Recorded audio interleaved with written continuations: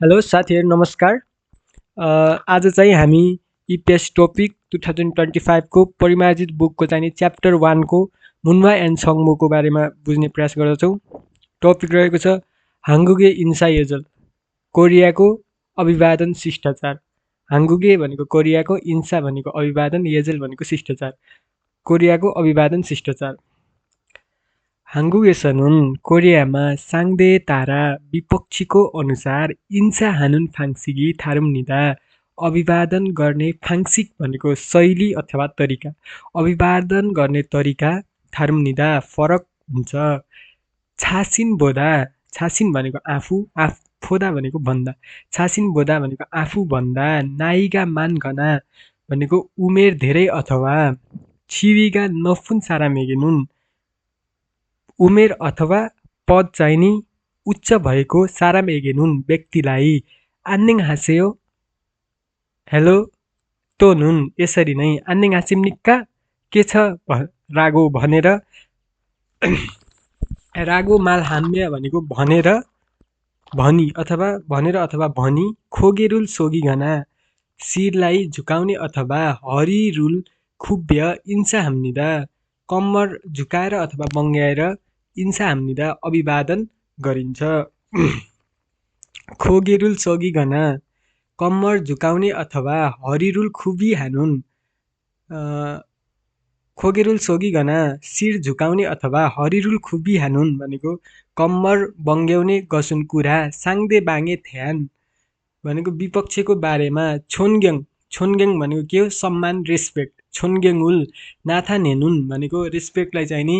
नाथा नेनुन छेसु छ इम्निदा भनेको छेसु छ भनेको इसारा भनेको रेस्पेक्टलाई जनाउने इसारा गर्दछ भन्ने भयो है यसको मिनिङ। अनि हानफ्यान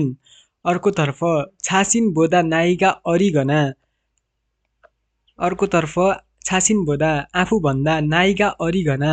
उमेर सानो अथवा छिनहान सारा मेगेनुन, छिनहादा भनेको घनिष्ठ हुनु, छिनहान भनेको घनिष्ठ सारा मेगेनुन मान्छेलाई आन्नेङ भनेको हेलो इरागो भनेर माल हाम्या हान भनेर भनी, माल हाम्या भनेको भनेर भनी, हान सोनुल भनेको एक हातलाई खाब्याप्के थिल्गना भनेको खाब्याप्ता भनेको हलुका गरी, सोनुल खाब्याप्के भनेको हलुका गरी, थिल्गना थुल्गना भनेको उठाउने अथवा हुन्दुर भनेको हल्लाएर फान्गाउमुल, फान्गाउम भनेको आत्मीयता, फान्गाउमुल आत्मीयतालाई नाथा नेम्निदा जनाइन्छ देखाइन्छ। यो प्याराग्राफले के भने त भन्दा हानफेन अर्कोतर्फ छासिन बोदा नाइगा अरिगना आफूभन्दा उमेर योङ्गर भनेको आफूभन्दा उमेर कम अथवा छिनान सारा मेगेनुन घनिष्ठ मान्छेलाई आन्नेङ भनेको हेलो रागो मालहाम्य भनेर भनी हान सोनुल एक हातलाई खाब्याप्के थुल्गना हलुका गरी उठाउने अथवा हुन्दुर हल्लाएर फान्गाउमुल नाथा नेम्निदा भनेको आत्मीयतालाई जनाइन्छ।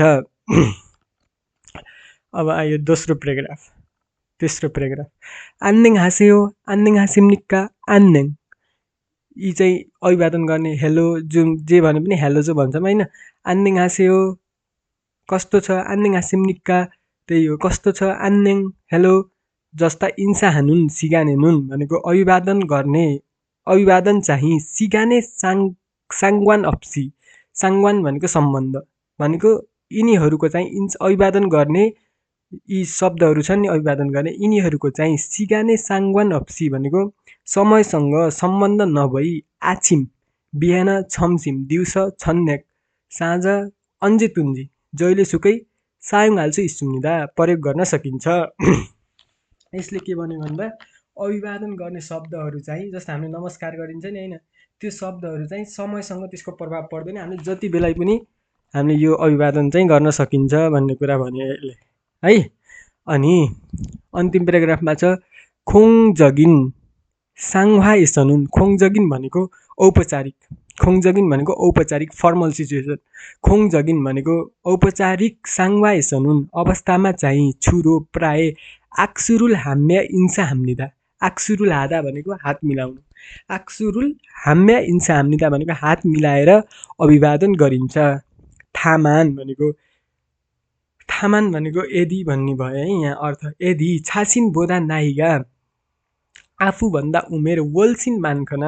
भनेको आफूभन्दा उमेर चाहिँ नि ज्यादै धेरै अथवा छिविका नफुन सारामेगे भनेको पद चाहिँ नि आफूभन्दा ज्यादै धेरै उमेर अथवा पद उच्च भएको सारामेगे मान्छेलाई इन्सा हाल्थे अभिवादन गर्ने बेलामा चाहिँ वेन्सन भनेको दायाँ हातमा अरुणफाल हिँडा दायाँ हातमा वेन्सनुरु भनेको बायाँ हातमा दायाँ हात अथवा अरुण सोनुल फाच्ची भनेको के भन्नु भन्दा बायाँ वेन्सनुरु भनेको त बायाँ हात हो बायाँ हातमा चाहिँ नि अरुणफाल भनेको दायाँ हात अथवा दायाँ पाखुरा अथवा दायाँ हातलाई फाच्चीको राखेर आक्सुरुल हानुन भनेको ऐबा हात मिलाउने गसी ये हाम्निदा ये इम्निदा भनेको हात मिलाउने कुरा चाहिँ नि शिष्टाचार हो। थर्ड प्याराग्राफलाई बुझौँ है फेरि खोङ जगिन भनेको फर्मल सिचुएसनमा साङ्वाएसनुन औपचारिक अवस्थामा चाहिँ छुरो प्राय आक्सुरुल हाम्या हात मिलाई इन्सा हाम्निदा अभिवादन गरिन्छ दामान यदि छाचिन बोदा नाइका वल्छिन मानकना छिविका नफुन सारा मेगे इन्सा हाल्थे यदि चाहिँ नि आफूभन्दा यदि भनेको कहिलेकाहीँ दामान भनेको कहिलेकाहीँ भन्नु पनि भयो होइन कहिलेकाहीँ चाहिँ नि आफूभन्दा नाइका वल्छिन भनेको उमेर ज्यादै मानखना धेरै अथवा छिविका नफुन सारा मेगे पद उच्च भएको व्यक्तिलाई इन्सा हाल्थे अभिवादन गर्ने बेलामा चाहिँ वेन्सनुरो भनेको बायाँ हातमा अरुणफाल हिँडा दायाँ पाखुरा अथवा अरुण सोनुल दायाँ हात फाच्चीको राखेर आक्सुरुल हानुन गसी इम्निदा भनेको हात मिलाउने कुरा शिष्टाचार हो भन्ने भयो है।